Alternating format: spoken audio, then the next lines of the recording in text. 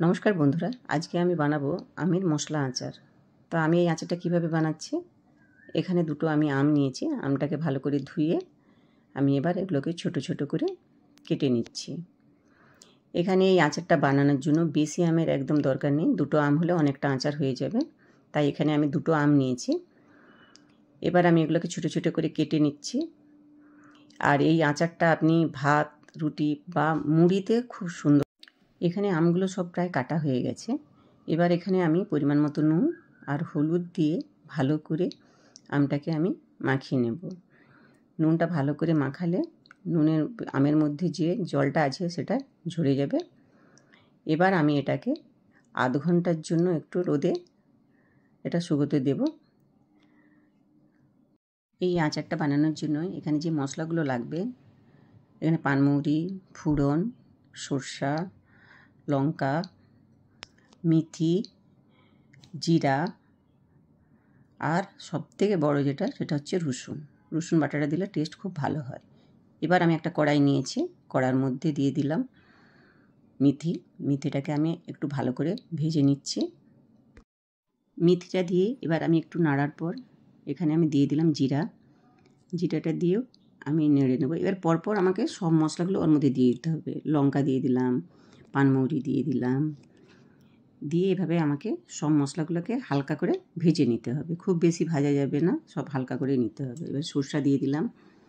এইভাবে আমি সব মশলাগুলোকে ভেজে নিচ্ছি। আর কিছুটা সরষা আমি রেখেও দিয়েছি, সেটা আমি বেটে দেওয়ার জন্য। এবার মশলাগুলো প্রায় আমার ভাজা হয়ে আসছে। এবার আমি মশলাগুলো ভাজা হয়ে গেলে এবার একটা পাত্রে আমি তুলে নিচ্ছি। এখানে আমি একটা কড়া নিয়েছি, কড়ার মধ্যে কিছুটা তেল দিয়ে আমি এখানে 5 ফোড়ন দিয়ে দিচ্ছি। এবার 5 ফোড়নটা পেকে গেলে আমি যে আমটা কেটে রেখেছিলাম সেই আমটা এবার ওর মধ্যে দিয়ে ভালো করে আমটা আমি ভেজে নিচ্ছি। খুব বেশি টাইম ভাজার দরকার হবে না, অল্প কিছুক্ষণ টাইম ভাজলেই হবে। আর এটা ভেজে নেওয়ার কারণ হচ্ছে, এটা ভেজে নিলে আচারটা সারা বছর খুব সুন্দর থাকে, তাই আমি ভেজে নিচ্ছি। এখানে আমটা আমার প্রায় ভাজা হয়ে গেছে। এবার আমি এটা নামিয়ে নিচ্ছি। এবার এখানে একটা কড়াই নিয়েছি, কড়াইয়ের মধ্যে আমি 250 গ্রাম তেল নিয়েছি। পরে প্রয়োজন হলে আরেকটু দেব।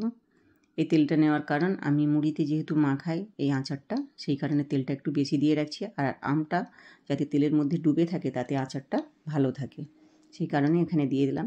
লঙ্কা দিয়ে দিলাম। লঙ্কাটা ভালো করে পেকে গেলে এখানে আমি যে রসুনটা বেটে রেখেছি, এই রসুনটা ওর মধ্যে আমি দিয়ে দিচ্ছি।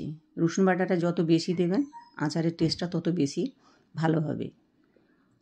এরপর এটা নাড়া হয়ে গেলে এখানে আমি সরষা পেস্ট করে রেখেছিলাম, সরষাটা ওর মধ্যে দিয়ে দিচ্ছি। এখানে আপনি সাদা কালো দুটো সরষে একসঙ্গে পেস্ট করে দিতে পারেন। এবার আমি যে মশলাটা ভেজে রেখেছিলাম সেই মশলাটা আমি এবার মিক্সিতে গুঁড়িয়ে নিয়েছি। এবার আমি সেই মশলাটা ওর মধ্যে দিয়ে দিচ্ছি। এটা বানাতে খুব সহজ, যে খুব বেশি টাইম লাগে বা লাগে এরকম লাগে না, তাড়াতাড়ি হয়ে যায়। এবার আমার এই মশলাটা সুন্দরভাবে পেকে যাচ্ছে। এবার এখানে আমি আমগুলো দিয়ে দিচ্ছি। এবার আমি আমগুলোকে আস্তে আস্তে করে নেড়ে নিচ্ছি। আর এদিকে গ্যাসের ফ্লেমটা আমি কমিয়ে দিচ্ছি। গ্যাসের ফ্লেমটা হাই রাখা যাবে না, তাহলে এই আচারের মশলাগুলো চুঁয়ে যাবে। সেই কারণে এটাকে লো করে এটাকে আস্তে আস্তে ফুটবে। আর এদিকে আমি কয়েকটা কাঁচা লঙ্কা ওর মধ্যে কেটে দিয়ে দিচ্ছি।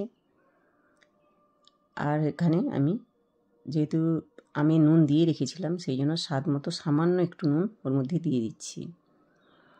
আর যেহেতু আমটা টক আছে, সেই জন্য এটা ভাতে বা রুটিতে একটু খাবো, সেই কারণের জন্য এখানে আমি সামান্য পরিমাণে চিনি দিয়ে দিচ্ছি। আপনি যদি মিষ্টিটা বেশি খেতে চান তা আপনি বেশি দিতে পারেন, এখানে আমি কম করে দিয়ে দিলাম। এরপরে দেখুন সব তেলটা আম শুষে নিয়েছে। এবার দেখুন এটা আস্তে আস্তে করে আম এবার যখন দেখবে যে আমটা সেদ্ধ হয়ে গেছে তখন তেল ছাড়ছে।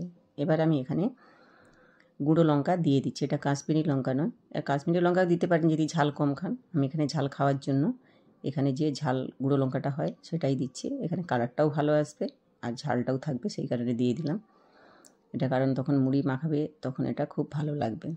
এবারে দেখুন খুব সুন্দরভাবে তেল ছেড়ে আসছে।